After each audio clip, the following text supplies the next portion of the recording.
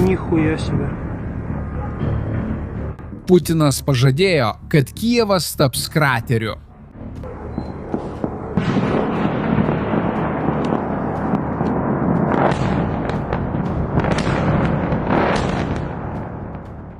Prieš kelias dienas Ukrainos ataka smogė giliai Rusijos okupuotoje teritorijoje. Rusija teigia, kad žuvo 10 žmonių.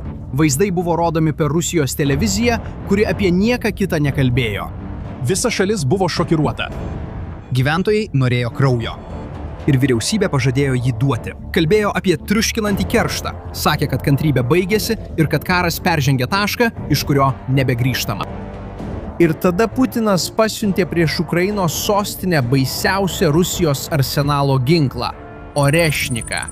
Raketą, kuri pasak jo skrenda 10 kartų greičiau už garsą. Kurią jokia pasaulio gynybos sistema nesugeba numušti, kuri dega taip karštai, kaip saulės paviršius.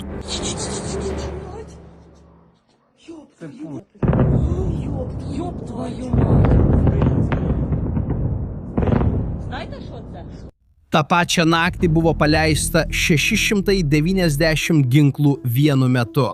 Didžiausia ataka prieš Kijevą per daugiau nei 4 karo metus. Kai pakilo saulė ir dūmai nuslūgo, žuvusiųjų skaičius buvo 4.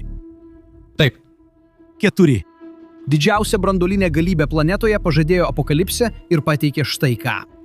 Ir tai, ką ukrainiečiai atrado, kai nuėjo prie griuvėsių ir atidarė tą raketą iš vidaus, paaiškina ne tik, kodėl Putino kerštas žlugo. Tai paaiškina kur kas labiau neraminantį dalyką apie duobę, į kurią Rusija įklimpo šiame kare. Nes ši nesėkmė nėra tokia, kokia atrodo. Tai yra baisiau, nei būtų Rusijos pergalė. Tačiau norėdamas suprasti, kas buvo toje raketoje, pirmiausia turi suprasti vieną dalyką, kurio beveik niekas tau nepasako apie pastarąsias savaitės. Matai, Rusija neužpuolė Kijevo todėl, kad laimėjo. Ji užpuolė todėl, kad kraujavo. O tas, kuris ją vertė kraujuoti, buvo Ukraina. Kol pasaulis stebėjo, kaip raketos krenta ant Ukrainos miestų, Ukraina darė kažką daug tyliau ir daug veiksmingiau tiesiai po Rusijos nosimi. Yra kelias pietuose, Rusijos okupuotoje teritorijoje. Tai pagrindinis kelias jungiantis Rusiją su Krymo pusiasaliu, kuriuo beveik viskas, kas aprūpina Rusijos karius tame regione, yra gabenama. Rusai ją vadino gyvybės keliu. O pastarosiomis savaitėmis ji tapo kažkuo kitu. Ukrainiečiai tą ruožą pavertė mirties koridoriumi. 10 karinių transporto priemonių, degalų sunkvežimių, viskas sudegė rūdyje asfalto pakraštyje. Situacija tapo tokia bloga, kad pats vienos iš regionų rusų okupacijos vadovas turėjo išleisti dekretą, draudžiantį krovininiams sunkvežimiams važiuoti visų kelio ruožų. Pagalvokite, kokia tai gėda. Jėga, kuri įsiveržia į šalį, net nesugeba išlaikyti atviros savo tiekimo kelio. Ir tai nesibaigė ties keliu. Ukraina pradėjo smogti vis giliau ir giliau pačioje Rusijoje. Jis smogė gamyklai, kuri remontuoja karinius lėktuvus Rostovo regione. Jis smogė oro bazei Voroneže, iš kurios kyla naikintuvai, bombarduojantis Ukrainą. Ji vėl smogė uostamiesčiui Tuopse, kuriame yra milžiniška naftos perdirbimo gamykla, jau 5. kartą per kelis mėnesius. Ir pasiekė Krymą, kur raketa pataikė į Rusijos centrinio banko pastatą. Atkreipk dėmesį, kas vyko. Tai ne Rusija puolė besiginančią Ukrainą. Tai buvo Ukraina, pralaužianti Rusijos gynybą vienoje vietoje po kitos. Ir rodanti visam pasauliui, kad gali smogti kur tik panorės. Jei nori stebėti šį karą tokį, koks jis iš tikrųjų yra, o ne pagal tai, kaip kiekviena pusė nori jį pateikti, užsiprenumeruok kanalą, nes būtent tai mes čia darome kiekvieną savaitę. Ir būtent šio apsupties metu įvyko išpuolis, kuris galutinai išsekino Rusijos kantrybę. Starobilskas. Čia turiu būti sąžiningas su jumis, nes yra 2 šios istorijos versijos ir niekas iš šalies nesugebėjo įrodyti, kuri yra tikroji. Gegužės 22-osios paryčiais Ukrainos ataka smogė vienos kolegijos pastatams okupuotame Starobilsko mieste. Iki šios vietos abi versijos sutampa. Nuo šios vietos jos visiškai išsiskiria. Ukraina teigia, kad taikėsi į karinį taikinį – elitinio Rusijos dronų padalinio bazę, kuri ten veikė. Ukraina teigia, kad smogė kariniai infrastruktūrai ir laikosi karo taisyklių. Rusija pasakoja visiškai kitą istoriją. Ji teigia, kad tai buvo žudynės, kad žuvo 21 žmogus, o Ukrainos dronai smogė studentų bendrabučiui ir vėl bei vėl grįžo atgal, taikydamiesi į tuos, kurie bandė gelbėti sužeistuosius. Kas teisus? Tiesa ta, kad niekas nežino. Jungtinės tautos atvirai pareiškia, kad joms nepavyko savarankiškai patikrinti nė vieno iš teiginių apie tai, kas ten įvyko. Ir priežastis paprasta – miestas yra Rusijos okupuotoje teritorijoje, o Rusija neleidžia įeiti nepriklausomiems tyrėjams. Keletas vakarų šalių būtent į tai ir atkreipė dėmesį. Tačiau štai kas iš tikrųjų svarbu mūsų istorijai. Tam, kas įvyko vėliau, nesvarbu, kuri versija yra tikra. Svarbu tai, ką Rusija padarė su Starobilisku. Ji pavertė tą ataką nacionaliniu reikalu. Rusijos televizija apie tai nuolat pranešinėjo. Ir Putinas viešai pažadėjo visos šalies akivaizdoje – Ukraina brangiai užmokės. Ir kai didžiausio pasaulyje branduolinio arsenalo lyderis pažada triuškinantį kerštą visos šalies akivaizdoje, pasaulis sulaiko kvėpavimą. Nes visi bijojo, kas slypi už šio grasinimo, ką jis iš tikrųjų ketina padaryti. Spaudimas Rusijos viduje pasiekė aukščiausią tašką. Putinas paprašė savo kariuomenės pateikti atsakomųjų veiksmų pasiūlymus. Rusija netgi perspėjo, kad užsienio diplomatai turėtų palikti Kijevą, taip užsimindama, jog įvyks kažkas didelio. Viskas rodė, kad tai bus žiauriausias karo smūgis. Visa šalis norėjo atsako, o Putinas buvo pažadėjęs jį duoti.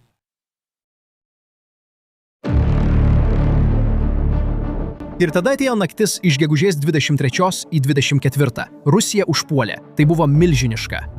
Ukrainos oro pajėgos per vieną naktį ore sekė 690 ginklų. Sparnuotosios raketos, balistinės raketos, daugybė dronų. Pagrindinis taikinys – Kijevas. Pagal pataikytų vietų skaičių tai buvo didžiausia ataka prieš Ukrainos sostinę per visą karą. Ir viso to centre šou žvaigždė – Orešnikas. Trečią kartą per karą Rusija paleido raketą, kurią Putinas pristato kaip lemiamą ginklą. Ta, kuris skrenda kaip meteoras ir pasak jo, kurios jokia gynyba nesugeba sustabdyti. Tai buvo tas momentas, pažadėtas kerštas, paskelbtas apokalipsė. Ir viso to rezultatas – 4 žuvusieji. 2 žmonės pačiame Kijevo mieste, 2 aplinkinėme regione. Daugiau nei 60 sužeistųjų. Sugadinti pastatai. Ir žiūrėkite, tai nebuvo dėl taiklumo ar taikymosi tik į karinius objektus. Nukentėjo gyvenamieji pastatai, prekybos centras, mokykla ir net Černobylio muziejus. Rusija smogė miestui pilnam žmonių. Vis dėlto aukų skaičius buvo 4. Nesuprask manęs neteisingai. 4 mirtys yra 4 gyvybės. 4 šeimų gyvenimai niekada nebebus tokie patys. Tai visai nesmulkmena. Bet pagalvok su manimi. Po viso to įniršio, po visų tų grasinimų didžiausių branduolinių arsenalų pasaulyje, nukreiptų į Kijevą, pasaulis tikėjosi pabusti su katastrofa. Ir štai kas įvyko. 74 metų ukrainietis pensininkas tai apibendrino taip, kaip ne vienas analitikas nebūtų galėjęs geriau. Jis pasakojo laikraščiui, stovėdamas priešais savo apgadintą namą, kad nejautė baimės. Ir pasakė, kad Kijevo gyventojai jau taip priprato, jog jų emocijos tapo aptemusios. Pagalvokite apie tai akimirką. Rusija paleidžia ginklą, kuris turėjo įbauginti visą pasaulį, o 74 metų vyro reakcija tik gūžtelėti pečiais. Bet tada, kas iš tikrųjų vyko? Ar tai buvo todėl, kad Rusija buvo nusilpusi? O galbūt ta superraketa buvo visiška apgaulė? Atsakymas paaiškėjo, kai ukrainiečiai nuvyko į vietą, kur nukrito Orešnikas. Netoli miesto vadinamo Bila cerkva. Ten jie padarė tai, ko Rusija niekada nesitikėjo. Jie surinko nuolaužas ir atidarė raketą iš vidaus. O tai, kas buvo viduje, yra vienas iš labiausiai atskleidžiančių šios visos karo dalykų. Karinė galvutė. Ta dalis, kuri turėjo sprogti ir sunaikinti, buvo iš betono. Metalo ir ketaus blokai, sveriantys po 50 kg kiekvienas, be nė gramo sprogstamosios medžiagos. Ir tai nebuvo atsitiktinumas ar improvizacija. Ukrainiečiai sako, kad lygiai tą patį rado visus 3 kartus, kai Rusija panaudojo šią raketą. Netikra kovinė galvutė. Ir dar daugiau. Kai technikai ištyrė elektroninę dalį, raketos smegenis, jie rado komponentų pagamintų iki 2016 metų. Daugiau nei prieš 10 metų pagamintos dalys. Ir įsivaizduokite, Rusija parduoda Orešnik kaip visiškai naują raketą, su pažangiausiomis technologijomis. Vienas iš Ukrainos specialistų sakė, kad buvo nustebęs atidaręs raketą, nes tikėjosi rasti naują technologiją, bet rado visiškai priešingą vaizdą. Senos detalės. Ir čia yra dar viena svarbi detalė. Netoli vietos, kur nukrito raketa, buvo tikras karinis taikinys – aerodromas. Orešnikas nepataikė į aerodromą ir nukrito ant garažų komplekso. Raketa leisdamasi subyra į 6 dalis. Ir visos 6 dalys nukrito ant 3 garažų. Kitą dieną buvo matyta ponia, kuri naršė po savo sandėlio rūkstančiomis nuolaužomis, ieškodama ten laikytų bulvių derliaus. Štai toks vaizdas. Labiausiai bijoma Putino arsenalo ginkluotė krenta ant močiutės bulvių. Dabar turime būti realistai. Pats Orešnik beveik neįmanoma perimti. Patys ukrainiečiai tai pripažįsta. Jis skrenda per greitai, kad gynyba galėtų jį sustabdyti. Bet čia ir prasideda keisčiausia šios istorijos dalis. Kodėl? Nes ši raketa tikrai padaro žalos tik tada, kai joje yra tikra branduolinė galvutė. Tam jis ir buvo sukurtas. Ši versija, kurią matome čia, su įprastinė kovinė galvute, ekspertai ištyrę nuolaužas padarė vieną atskleidžiančią išvadą. Rusija nesugeba jos tinkamai paleisti. Priežastis? Pats būdas, kaip raketa skrenda tokiu neįtikėtinu greičiu, trukdo jos tikslumui ir naudingajai apkrovai. Taigi pagalvok, ką tai iš tikrųjų reiškia. Rusija paleido ginklą, kuris turėjo būti jos griaustinis, ir paleido jį be žaibo, tyčia. Nes vienintelis būdas tam raketai įvykdyti grasinimą, kurį išsakė Putinas, būtų uždėti branduolinę kovinę galvutę. O šios Putinas neuždėjo, tiesa? Kodėl? Nes uždėti branduolinę galvutę reikštų pradėti branduolinį karą, kurio pati Rusija nenori pradėti. Taigi, ką ji nusiuntė į Kijevą, nebuvo pati ginklas, o žinia apie ginklą. Tai buvo šalis trenkusi į stalą, šaukusi, rodžiusi kumštį, bet nesudavusi smūgio. Nes ji žino, kad tikras smūgis gali sunaikinti ir ją pačią. Ir būtent čia ta frazė iš pradžių įgauna prasmę.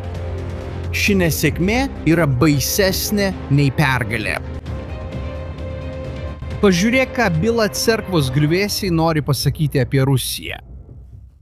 Po daugiau nei 4 metų karo, turėdama didžiausią branduolinį arsenalą planetoje, griežčiausias Rusijos atsakas į didžiausią prieš ją surengtą ataką buvo tik išgąstis. Griaustinis be žaibo.